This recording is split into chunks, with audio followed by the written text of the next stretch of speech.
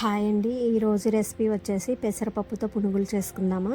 ఒక 3 గ్లాసుల పెసరపప్పు 1 అవర్ బ్యాక్ నానబెట్టి శుభ్రంగా గాలించి కడిగి పక్క పెట్టుకున్నానండి, నీళ్ళు లేకుండా. ఇక మిక్సీలో వచ్చేసి ఒక 8 పచ్చిమిర్చి, వెల్లిపాయలు వచ్చేసి ఒక 2 గడ్డలండి, అలాగే అల్లం వచ్చేసి 2 పెద్ద సైజు ముక్కలండి మిక్సీ పట్టుకోవాలండి. ఇప్పుడు పెసరపప్పు వచ్చేసి 2 బ్యాచెస్గా మిక్సీ పడుతున్నానండి. కచ్చా పచ్చాగానే పట్టుకోవాలండి.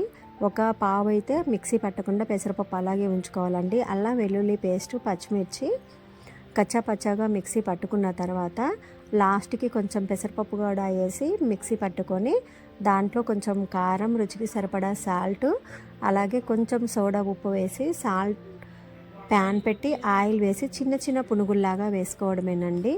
నాకైతే ఆయిల్ కూడా చాలా తక్కువ పట్టింది. దీనికి వచ్చేసి మీరు వెల్లిపాయ కారం యాడ్ చేసుకొని తిన్నా పర్లేదు, లేదా ఉత్తగా తిన్నా పర్లేదండి. చాలా క్రిస్పీగా చాలా బాగుంటాయండి.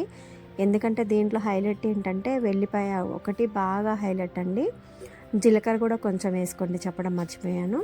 నేను 2 బ్యాచెస్గా కుక్ చేసుకున్నానండి. చూడండి, చిన్న చిన్న పునుగుల్లాగా చేసి దీనికి కాంబినేషన్గా పల్లి చట్నీ చేసుకున్నా పర్లేదు, లేదా వెల్లిపాయ కారం, లేదా మామూలుగా తిన్నా బాగుంటుందండి.